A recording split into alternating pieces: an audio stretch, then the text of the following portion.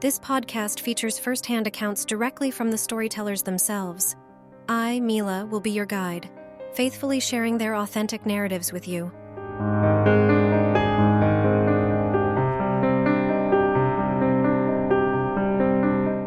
After his arrest, I received information that he had passed away at Tishreen Hospital.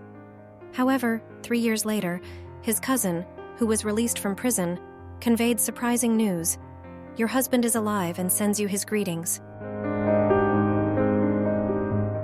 Rajaa, from rural areas of Hama, has endured 11 years of her husband's detention. Initially, she received heartbreaking news of his demise post-arrest. Yet, after a subsequent period and the release of one of his relatives from prison, it was revealed that he was still alive. Today, Rajaa remains in the dark about her husband's whereabouts, grappling with numerous legal challenges that significantly impact both her life and that of her children.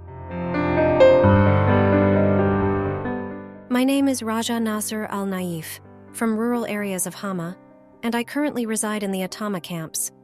I am a mother of 2 sons and 5 daughters, and my husband has been detained for 11 years. Unfortunately, we still have no information about his whereabouts. Rajaa shared with us the details surrounding her husband's arrest, the sudden and complete cut-off of any news about him, and the subsequent distortion of information. He was apprehended while returning from Lebanon at a checkpoint in Homs. Since that pivotal moment, a veil of uncertainty has shrouded his fate. After 2.5 years of his arrest, I received information that he had passed away at Tishreen Hospital.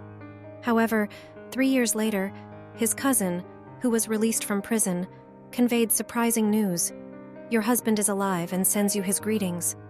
Remarkably, he even sent a gift for my injured daughter, despite earlier assertions that my husband had departed and discouragements from seeking further information.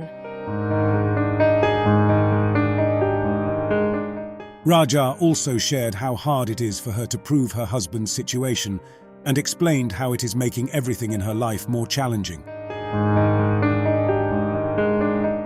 We do not have any clear evidence to confirm whether he is alive or not. Living in the camps, we are unable to access the support usually provided to widows and orphans. Despite requesting aid packages, we were denied, as authorities insisted on proof of my widowhood. Additionally, I have an injured child and another with burns, and my 2 sons are married in Turkey. When we sought legal help and applied for documentation, we were asked to swear an oath of his death. I could not commit to that without certainty or witnesses. Unfortunately, finding witnesses to his demise is impossible, as we lack any concrete proof of his passing.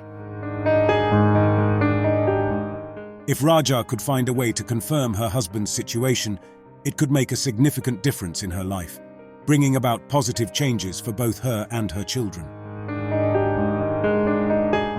We have a house that I could sell to support my daughters and cover our living expenses. Unfortunately, selling it is a challenge because I lack any documents confirming its ownership.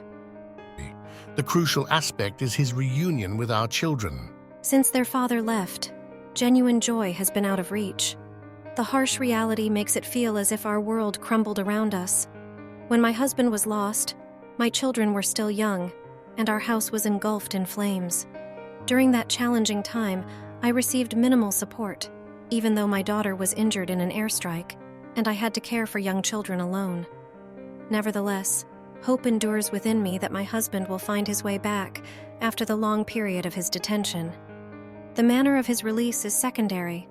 The crucial aspect is his reunion with our children.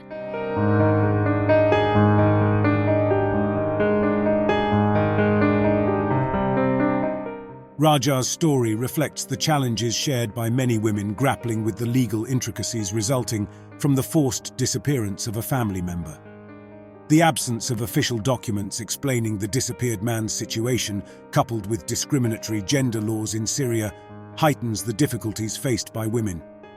Rajaa's situation, residing in a camp and caring for an injured daughter, adds further complexity, especially given her inability to establish ownership of her house. Women often lack legal ownership of the homes they live in, putting them at risk of losing their residences unless they formally declare their husbands' deaths, allowing them to proceed with inheritance. Despite the legal consequences, many women hesitate to make such declarations, holding on to hope that their husbands might still be alive, perhaps in one of the numerous detention centers.